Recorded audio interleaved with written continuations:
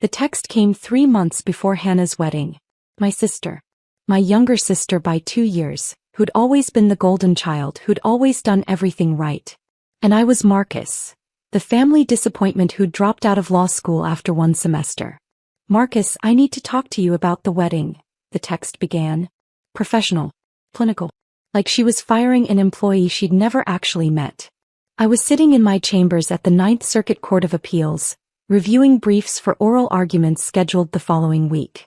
The mahogany desk, the leather chair, the view of downtown San Francisco. None of it registered. I just stared at my phone. James's family is, well, they're important. His father is Judge Theodore Whitmore. Federal District Court. His mother sits on the boards of the Symphony and the Children's Hospital. This wedding is a significant social event. I could see where this was going. I'd seen it coming for years. I know this is difficult, but I think it's best if you don't attend. Mom and Dad agree. We can't risk you saying something inappropriate or, I don't know, showing up in one of those thrift store suits you wear. James's family is already concerned about our family's background. Our background. We grew up middle class in Sacramento. Dad was an accountant. Mom was a teacher. We weren't wealthy, but we weren't poor. We were comfortable. Normal. But Hannah had always wanted more. She'd gone to Stanford on scholarship, graduated summa cum laude, landed a position at a prestigious law firm in San Francisco. She'd clawed her way into rooms I'd never thought she'd reach. And she'd met James Whitmore III, associate at another firm, son of a federal judge, heir to old San Francisco money. I typed back, "Congratulations on your engagement. I understand. I hope you have a beautiful day." 3 minutes later Mom called. "Marcus, honey, you know we love you." "I know, Mom. It's just, this is Hannah's day. And James's family, they're very traditional. Very particular. Hannah's worked so hard to fit in with them. We can't have anything jeopardize that." "I understand. Do you? Because I need you to really understand. Judge Whitmore is one of the most respected federal judges in California. His wife, Catherine, is from one of the oldest families in the state. Their circles are, well, they're not used to people who..." She trailed off. "Who dropped out of law school." I finished. "Marcus, you know that's not what I meant." But it was exactly what she meant. It had been 12 years since I'd left Stanford Law after 1 semester. 12 years of being the family embarrassment. The one who'd had a full ride to one of the best law schools in the country and threw it all away. They didn't know why I'd left. I'd never told them. "Hannah asked me to explain the situation," Mom continued. "She doesn't want drama at her wedding. And frankly, neither do your father and I. We've worked very hard to make a good impression on the Whitmore family. We can't have you there in some cheap suit talking about your freelance work or whatever it is you do." Freelance work. That's what I'd told them. Vague consulting. Document review. Research projects. They'd never asked for details. They'd never wanted to know.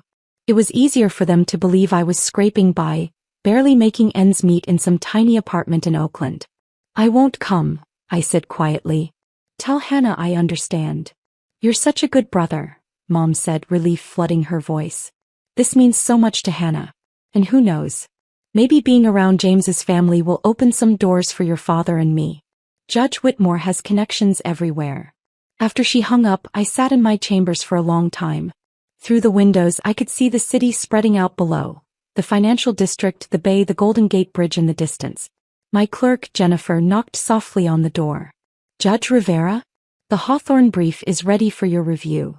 "Thank you, Jennifer. Just leave it on the desk." She hesitated. "Are you all right, sir?" I looked up at her. Jennifer was brilliant. Harvard Law, top of her class, clerking for me before she'd move on to clerk for a Supreme Court justice next year. She reminded me of myself at her age. Hungry. Driven. Idealistic. "I'm fine. Family matter." She nodded and left quietly. She knew better than to pry. I'd been appointed to the Ninth Circuit Court of Appeals 3 years ago at 42, one of the youngest appellate judges in the country. Before that, I'd spent 10 years as a federal prosecutor, building cases against white-collar criminals, corrupt officials, organized crime figures. I'd won 98% of my cases. I'd been profiled in legal journals. The Attorney General had personally called to congratulate me on my appointment. And my family had no idea. When I dropped out of Stanford Law after one semester, I hadn't actually dropped out. I'd transferred to Harvard on a full scholarship. I'd graduated top of my class 3 years later, turned down offers from every major firm in New York and D.C., and joined the U.S. Attorney's Office in San Francisco. I'd spent those years building a reputation, building a career, building a life, and I'd let my family believe I was a failure. But at first it was protection. That one semester at Stanford had taught me something crucial. My family couldn't handle my success. When I'd been accepted to Stanford Law with a full scholarship, Dad had immediately started planning how I'd help him with his taxes, how I'd review his business contracts, how I'd get him connected with important clients. Mom had started introducing me as my son the lawyer before I'd even started classes. Hannah, still an undergrad at the time, had become cold and competitive, suddenly worried that I'd overshadow her achievements. So when I transferred to Harvard, I simply didn't tell them. I let them believe I'd quit, that I was working odd jobs, that I was the family disappointment. And then it became something else. It became a test. Would they love me without the success? Would they value me as a person, not as a trophy or a resource? They'd failed that test spectacularly. Over the years, I'd watched them pour everything into Hannah. Every conversation was about her accomplishments, her cases, her partnership track, her engagement to James Whitmore III. They'd helped her with down payments, car payments, referred clients to her firm. And they'd treated me like I was invisible. Like I was an embarrassment they had to manage. Thanksgiving dinners where they'd tell me to keep quiet about my work. Christmas parties where they'd introduce Hannah and then quickly change the subject when someone asked about me. I'd been patient. I'd been quiet. I'd been watching. And now Hannah was marrying into the Whitmore family. Judge Theodore Whitmore. Federal District Court, Northern District of California. I'd sat next to him at judicial conferences. We'd served on panels together. He'd written me a personal recommendation letter when I'd been nominated for the Ninth Circuit. He'd called me the finest legal mind of my generation. He had no idea I was Hannah Rivera's brother. Why would he? She'd gone by Hannah Rivera Sterling professionally, using our mother's maiden name to distance herself from our family's middle-class origins. And I'd never mentioned the connection. 3 months passed. I watched from a distance as the wedding planning consumed my family. Mom called occasionally, always brief, always apologetic but firm about me not attending. Dad sent a few texts, mostly asking if I was doing okay financially, in a way that made it clear he assumed I wasn't. Hannah never called at all. The wedding was set for the Whitmore estate in Pacific Heights, one of those old San Francisco mansions that had been in the family since the gold rush. 300 guests. String quartet. 5-course dinner. Coverage in the society pages. I wasn't invited. I'd accepted that. What I hadn't accepted was the call from my colleague 2 weeks before the wedding. "Marcus, this is awkward," Judge Patricia Chin said. She was a fellow Ninth Circuit judge appointed the same year I was. "We'd become friends. But I need to give you a heads up." "About what?" "Theodore Whitmore's son is getting married. James Whitmore III. Big society wedding.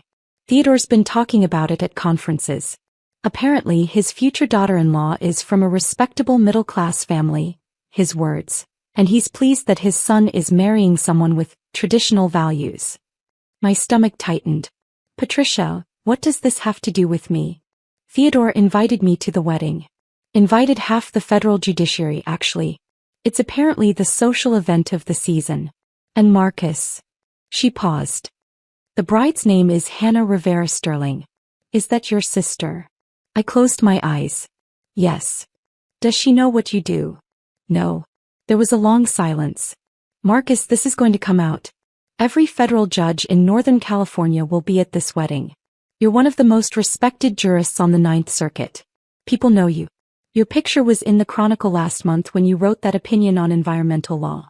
My family doesn't read the legal sections of newspapers.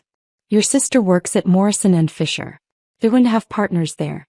Partners who've argued before you. Marcus, someone's going to recognize you." "I'm not going to the wedding, Patricia. I wasn't invited." Another pause. "You weren't invited to your own sister's wedding? It's complicated. Marcus, I've known you for 3 years. You're brilliant, fair, and one of the kindest people I've ever met. And your family doesn't know you're a federal appellate judge. They think I dropped out of law school and work freelance document review. I could almost hear her processing this. Patricia was brilliant. Stanford Law, clerk for Justice Ginsburg, 15 years as a civil rights attorney before her appointment. She'd seen a lot in her career. But this seemed to genuinely shock her. Why? She finally asked. Because I wanted to know if they'd love me without the title. Without the prestige. Without the connections. I laughed, but there was no humor in it. Turns out they don't. I'm sorry, Marcus. Don't be. I've known for years. This just confirms it. So you're really not going? I wasn't invited, Patricia. My mother explicitly told me not to come because I'd embarrass them in front of the Whitmore family. That's...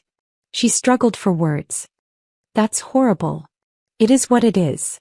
Theodore talks about you all the time, you know. Rivera's opinion on environmental standing was masterful. Rivera's oral argument skills are unmatched. Rivera's going to be on the Supreme Court someday. He has no idea his son is marrying your sister. And I'm not going to tell him. Marcus, you should come to the wedding. You were invited. I'm inviting you as my +1. You have every right to be there. I thought about it. The confrontation. The revelation. The look on Hannah's face, on my parents' faces when they realized who I was. What I was. It was tempting. God, it was tempting. I'll think about it, I told Patricia. I didn't have to think long. 2 days later, Mom called. Marcus, we need you to do something. What is it, Mom? Hannah needs someone to watch the house during the wedding. You know, make sure no one breaks in, water the plants, that sort of thing. Since you're not doing anything that day anyway. Since I wasn't doing anything. Since I had nothing better to do than be my successful sister's house sitter during her society wedding. We'll pay you, Dad added. He joined the call. $200. That should help with your rent. $200. I made $220,000 a year as a federal judge. I owned a 3-bedroom condo in Russian Hill worth $2.3 million. I had investments, savings, a pension that would pay me for life.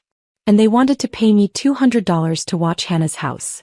Actually, I said slowly, I won't be available that day. I have a work commitment. Marcus, you can't blow this off, Mom said sharply. This is important. Hannah's counting on you. Hannah told me not to come to her wedding because I'd embarrass her. But now she's counting on me to watch her house. Don't be dramatic. You know what I mean. Your family. This is what family does. Then I'll see you at the wedding. There was a stunned silence. Marcus, we talked about this, Dad said. You're not invited. James's family. Judge Whitmore invited me, I said calmly. Or rather, Judge Chin invited me as her guest. I'll be there. You can't just show up. Hannah's voice cut in. She'd been listening the whole time. Marcus, this is my wedding. My day. You'll ruin everything. How would I ruin it, Hannah? By showing up in some cheap suit, by saying something stupid, by making James's family think we're trash. I supplied quietly. Is that the word you're looking for? I didn't say that. But you thought it. You all thought it. For 12 years you've thought it. Marcus, you dropped out of Stanford Law. Hannah said. You threw away a full scholarship. You work dead-end freelance jobs. You live in some tiny apartment. You drive a car that's 15 years old. What were we supposed to think? My car was indeed 15 years old. A 2011 Toyota Camry. Reliable. Practical. I'd bought it new during my first year as an AUSA and never saw the need to replace it. But in Hannah's world, the car you drove mattered more than the person driving it. I'm coming to the wedding, I repeated. Judge Chin invited me. If you have a problem with that, take it up with her. I hung up. My phone exploded with texts. Dead. Hannah. Even Hannah's maid of honor, my cousin Jessica, who apparently felt the need to weigh in on family drama that wasn't hers. I ignored them all. The day of the wedding arrived. I put on my best suit, a custom-tailored Tom Ford I'd bought for judicial conferences. Navy blue. Impeccably fitted. I looked good. I looked exactly like what I was. A successful federal appellate judge at the top of his career. I picked up Patricia in my 15-year-old Camry. She lived in No Valley, not far from my place. You ready for this? She asked as she slid into the passenger seat. Not even a little bit. You could still back out. We could grab dinner somewhere else. I shook my head. No. I've let them control the narrative for 12 years. It's time they knew the truth. The Whitmore estate was everything I'd imagined. Massive. Historic. Gardens that probably required a full-time staff. Valets-taking cars. String quartet playing on the lawn. Patricia and I walked up together. I could see the other judges arriving. Judge Morrison from the district court, Judge Yamaguchi from the Ninth Circuit, even Judge Bradford who'd been on the bench for 30 years. They all knew me. They all greeted me warmly. Rivera. Didn't know you'd be here, Judge Morrison said, shaking my hand. Judge Chin was kind enough to invite me. Well, Theodore will be thrilled. He's been praising that environmental standing opinion you wrote for months. We moved through the receiving line. I could see Hannah in the distance, resplendent in white, greeting guests with James at her side. I could see my parents, dressed in formal where that probably cost them more than they'd normally spend on clothes in a year, trying desperately to look like they belonged. They hadn't seen me yet. I stayed in the crowd, letting Patricia navigate us to our assigned table. Table 4. Right up front. Because we were sitting with the federal judges. Table 16 way in the back near the kitchen was where my parents were seated. With distant relatives and friends of friends. The filler guests. If they'd only known. The ceremony was beautiful. I'll give Hannah that. She'd always had exquisite taste. The venue, the flowers, the music. Everything was perfect. James looked proud. Judge Whitmore looked proud. My parents looked nervous, sitting in their distant seats, trying not to draw attention to themselves. And then came the reception. We were seated at our table when I saw Mom's face across the room. She'd spotted me. I watched the confusion, then the shock, then the absolute horror cross her features as she realized I was not only there, but seated at one of the best tables in the house. She whispered urgently to Dad. He turned. His expression mirrored hers. Hannah hadn't seen me yet. She was too busy greeting the important guests at the front tables. The partners from her firm. The politicians. The society figures. The people who mattered. Dinner was served. 5 courses, each more elaborate than the last. The judges at my table were good company. We talked about recent cases, upcoming arguments, changes in federal procedure. Rivera, your dissent in the Martinez case was masterful, Judge Yamaguchi said. Scalia-level precision. Thank you, Judge. Though I wish it had been the majority opinion. Give it time. Your reasoning will win out. It always does. I saw Hannah's head turn. She'd heard my name. She was scanning the room trying to locate me. Our eyes met across the reception hall. I watched her face go through several emotions in rapid succession. Confusion, recognition, disbelief, horror. She said something to James. He looked confused. She pointed at me, clearly agitated. James looked over, saw me sitting with the federal judges, and his confusion deepened. Then I saw him lean over and whisper something to his father. Judge Theodore Whitmore turned in his seat. He saw me. His face lit up with genuine pleasure. He stood. He walked across the reception hall toward our table. Hannah tried to stop him. I saw her grab his arm, saw her saying something urgent. He patted her hand absently and kept walking. Marcus Rivera, he said warmly as he approached. I didn't know you'd be here. This is wonderful. The entire reception had gone quiet. 300 people watching as one of the most powerful federal judges in California crossed the room to greet someone at table 4. I stood and shook his hand. Judge Whitmore. Thank you for having me. And congratulations. James is a lucky man. He is indeed. Hannah is remarkable. Sharp mind. Great instincts. He turned to the table. Have you all met Judge Rivera? Ninth Circuit. One of the finest legal minds I've encountered in 30 years on the bench. I could see my family's faces. Mom's mouth was open. Dad looked like he might be sick. Hannah had turned completely white. Actually, I said carefully, I should mention, Hannah is my sister. Theodore Whitmore stopped mid-sentence. He looked at me. Looked at Hannah. Looked back at me. Your sister? Hannah Rivera is your sister. Sir. Hannah Rivera Sterling, professionally. But yes. My younger sister. But. He was genuinely confused. She never mentioned. She talked about her family, but. He trailed off. Of course she'd never mention me. I was the embarrassment. The dropout.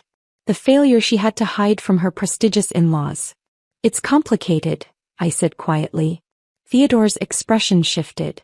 He was a smart man. A federal judge who'd spent 30 years reading between lines, spotting what wasn't said.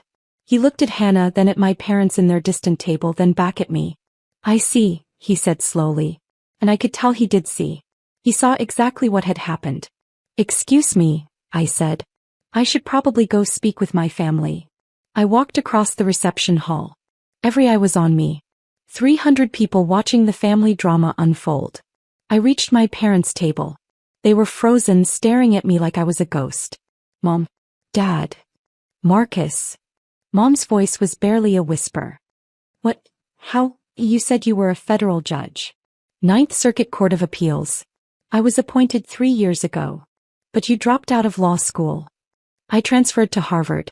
Graduated top of my class. Spent 10 years as a federal prosecutor. Then I was appointed to the appellate court. Dad's face was red. Angry? Embarrassed? I couldn't tell. And you never told us? I did tell you. That first semester at Stanford, I told you I was transferring. You weren't listening. You were too busy being disappointed in me for quitting. So I stopped trying to explain. That was 12 years ago. Yes. 12 years of being treated like I was worthless. 12 years of being the family embarrassment. 12 years of watching you pour everything into Hannah while treating me like I didn't exist. We thought you needed tough love. Mom said. We thought you'd thrown your life away. So you punished me for it. For 12 years. And you never once asked if there might be more to the story. You never once considered that maybe, just maybe, you didn't have all the facts. Hannah appeared at my shoulder. Her face was blotchy, her eyes wet. Marcus, please. Don't do this here. Don't ruin my wedding. I turned to look at her. My brilliant, ambitious, ruthless little sister. Ruin your wedding? Hannah, I was invited here by Judge Chin. I've been sitting with federal judges having perfectly pleasant conversations about case law and legal procedure. I'm not the one making a scene. You should have told me. You should have told us. Why? So you could use my connections? So you could brag about having a federal judge in the family? So you could leverage my position the same way you're leveraging James's family. She flinched like I'd slapped her. I wanted to know if you'd love me without the title, I said quietly. If you'd value me as a person, as your brother, without the prestige or the connections or the money. And you couldn't. You didn't. You've treated me like garbage for 12 years because you thought I was beneath you. We didn't, Mom started. You told me not to come to my sister's wedding because I'd embarrass you. You offered me $200 to watch Hannah's house like I was the hired help. You've spent 12 years making sure I knew exactly how little I mattered to you. If we'd known, Dad began. If you'd known I was successful, you would have treated me differently. I understand that. But don't you see? That's exactly the problem. Your love, your respect, your attention, it's all conditional. It's all based on what I can do for you, what status I can bring to the family, what doors I can open. Theodore Whitmore had followed me. He stood a few feet away watching. His face was grave. James, he called to his son. Come here, please. James hurried over, confused and worried. Son, did you know Hannah's brother was Judge Marcus Rivera? Ninth Circuit Court of Appeals. James shook his head. She said her brother dropped out of law school. That he did freelance work. She seemed embarrassed to talk about him. Theodore nodded slowly. I see. He turned to Hannah. You were embarrassed by your brother? By one of the most respected federal appellate judges in the country? By a man I've personally called one of the finest legal minds of his generation. Hannah couldn't speak. She just stood there, tears running down her face. Judge Whitmore, I said quietly, this is between me and my family. I apologize for disrupting your son's wedding. Marcus, may I call you Marcus? Judge Rivera seems too formal for family occasions. I nodded. Marcus, you've disrupted nothing. You were invited here by Judge Chin. You've been a perfect guest. Your family, however. He looked at my parents, at Hannah. Your family has some explaining to do. He gestured to one of the staff. Please escort Mr. and Mrs. Rivera and their daughter to the library. I think we need to have a conversation. Theodore, we don't need to, Hannah started. We do, he said firmly. James's wedding day or not, we absolutely do need to have this conversation. Because the woman my son is marrying just told me that her brother, a federal appellate judge, dropped out of law school and was too much of an embarrassment to invite to her wedding. We moved to the library. Theodore, his wife Catherine, James, Hannah, my parents, me. Patricia had followed at a discreet distance, positioned to intervene if needed. Theodore closed the doors. Someone explain this to me. Because right now, it looks like Hannah deliberately misrepresented her family situation to my son. And that's a problem. I didn't lie. Hannah protested. I thought Marcus had dropped out. I thought he was. You thought wrong, I said. Because you never asked. None of you ever asked what actually happened. You let us believe, Mom started. I told you I was transferring. You chose not to believe me. You chose to see what you wanted to see, the disappointing son who'd thrown his life away. It fit your narrative better. It made Hannah look better by comparison. So you went with it. Catherine Whitmore spoke for the first time. Her voice was cold. Are you telling me that you've been treating your son, a federal appellate judge, like a failure for over a decade? Mom couldn't meet her eyes. And you, Catherine turned to Hannah, you were so embarrassed by your brother that you told my son he'd dropped out of law school? That he wasn't suitable to attend your wedding? Mrs. Whitmore, Hannah's voice broke. I didn't know. I really didn't know. Did you ask? Catherine's question was sharp. Did you ever, in 12 years, ask your brother what he was actually doing? Silence. I didn't think so.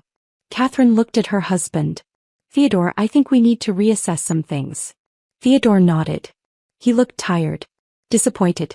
James, I think you and Hannah need to have a serious conversation about honesty and family values. James looked shell-shocked. Dad, Not now, son. But soon. These are not the values we raised you with. And they're not the values I expect in my daughter-in-law. He turned to me. Marcus, I owe you an apology. I've sat next to you at conferences. I've praised your work. I've considered you a friend and colleague. And I had no idea you were being treated this way by your own family. You didn't need to know, Judge Whitmore. This isn't your problem. It became my problem when my son married into this family. And it's my problem now because I have a great deal of respect for you, and I'm genuinely angry on your behalf. He looked at my parents. You should be ashamed of yourselves. Dad found his voice. We made a mistake. We see that now. But Marcus, you have to understand. I understand perfectly. You're upset because you just found out I could have opened doors for you. You're upset because you just realized how useful I could have been. You're not upset because you hurt me. You're upset because you missed out on 12 years of connections. The truth of it hung in the air like smoke. Marcus, Mom said desperately, we love you. We've always loved you. No, you haven't. You've loved the idea of me. You loved me when you thought I was going to be a successful lawyer you could brag about. And then when that didn't happen, or when you thought it didn't happen, you discarded me. You loved Hannah because she was everything you wanted in a child. Successful. Connected. Upwardly mobile. I was just the reminder of failure. That's not fair, Hannah started. Fair? You told me not to come to your wedding, Hannah. You told me I'd embarrass you. You offered to pay me $200 to watch your house because you thought I was poor and desperate. And now you're upset because it turns out I'm more successful than you are. She flinched. It's not a competition. It's always been a competition. You made it one. Every family dinner, every holiday, every conversation, you made sure everyone knew how well you were doing and how poorly I was doing. You made sure everyone knew you were the success and I was the failure. Theodore cleared his throat. I think this is a conversation you all need to have privately. But I want to be very clear. James, your wedding day aside, this situation is troubling. Hannah, if you want to be part of this family, you need to address how you've treated your brother. I didn't know. Hannah said again, tears streaming down her face. You chose not to know, Catherine said coldly. There's a difference. We left the library. The reception was continuing, but the mood had shifted. Everyone knew something had happened. The judges at my table looked at me with sympathy. The other guests were whispering. Hannah tried to salvage the evening, but it was impossible. The damage was done. James looked at her differently now. Theodore and Catherine kept their distance. And my parents sat at their back table, stunned and silent. I found Patricia. I think it's time to go.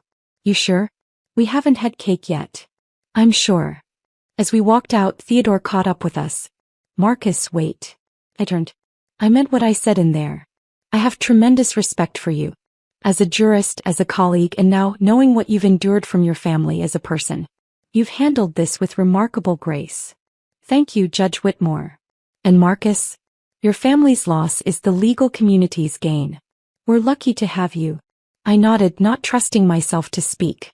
Patricia drove us home in silence. We stopped at a bar in North Beach, ordered drinks, and sat without talking for a long time.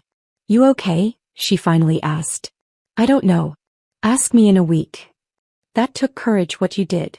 Or stupidity. I'm not sure which. Courage, she said firmly. Definitely courage. The next morning, I woke to 47 missed calls and 126 text messages. Dead. Hannah. Even James. I ignored them all. A week later, a letter arrived. Formal. Legal letterhead. From Theodore Whitmore's personal attorney. My heart sank. Was he going to sue me? Accuse me of ruining his son's wedding? I opened it carefully. Dear Judge Rivera.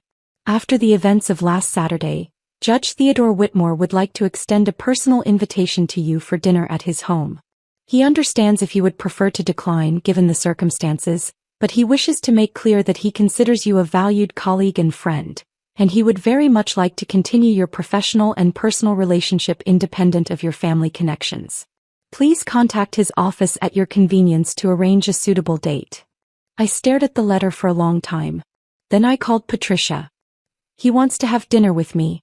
Theodore Whitmore. Wants to have dinner with me. Of course he does. You're brilliant, you're accomplished, and you just proved you have more integrity in your little finger than your entire family combined. Should I go? Marcus, that man has been praising you for years. He recommended you for the Ninth Circuit. He's not inviting you because you're Hannah's brother. He's inviting you because you're Marcus Rivera. Take the meeting. I did. 3 weeks later, I had dinner at the Whitmore estate. Theodore. Catherine. James. No Hannah. No my parents. We talked about law, about upcoming cases, about the challenges facing the federal judiciary. It was professional, respectful, pleasant.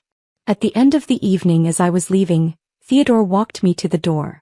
Marcus, I need to tell you something. Hannah and James are in marriage counseling.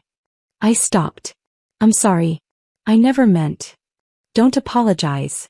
They need it. What happened at the wedding? It revealed some issues that needed addressing. Hannah's relationship with the truth, with her family, with her own insecurities. James's tendency to take things at face value without asking questions. They're working through it. And you? How do you feel about all of this? Theodore smiled sadly. I feel like I failed my son. I taught him to value prestige and status. I taught him that success mattered more than character. And he chose a wife who embodied those values. So in a way, this is my fault too. Judge Whitmore. Theodore. Please. Call me Theodore. Theodore, you're not responsible for my family's behavior. No. But I am responsible for teaching my son the values that made that behavior acceptable to him. Hannah told him her brother was a dropout and James never questioned it. Never thought to ask why a family would treat a member that way. He just accepted it because it fit the narrative they wanted. Is Hannah angry with me? Furious. Humiliated. Embarrassed. All of the above. But she's also starting to understand what she did. What your whole family did. The counselor has been enlightening for both of them. What about my parents?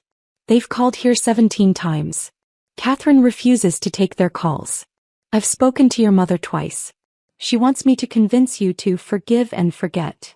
She thinks this is all a misunderstanding that can be smoothed over. Of course she does. Marcus, I'm not going to tell you what to do. But I will tell you this. You don't owe them anything. Not forgiveness. Not reconciliation. Not even acknowledgement. What they did to you is cruel. Systematic. Sustained over 12 years. That's not a misunderstanding. That's a choice. I nodded, feeling the weight of his words. But, he continued, if you do choose to reconcile, do it on your terms. Not theirs. Don't let them rewrite history. Don't let them pretend this was all just a mistake. Make them own what they did. 6 months passed. Hannah and James stayed married, but the relationship was strained. I heard through the grapevine that Hannah had been passed over for partner at her firm. Apparently her managing partner had been at the wedding and witnessed the entire debacle.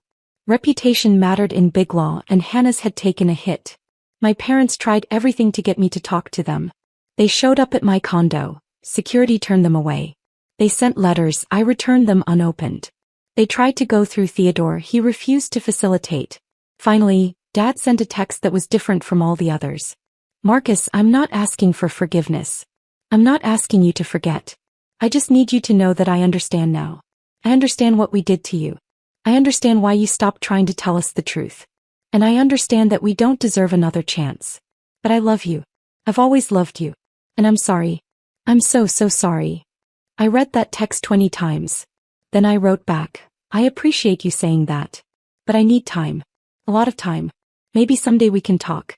But not today. His response was immediate. I understand. I'll be here whenever you're ready. I love you, son. It wasn't reconciliation. It wasn't forgiveness. But it was acknowledgement. And maybe someday it would be enough. A year after the wedding, I was nominated for the Supreme Court. Youngest nominee in 60 years. Theodore Whitmore wrote my recommendation letter. So did Patricia Chin. So did every judge I'd ever worked with. The confirmation hearings were brutal, but I was confirmed by a substantial majority. My parents watched it on C-SPAN. Hannah called to congratulate me. Her voice was subdued, careful.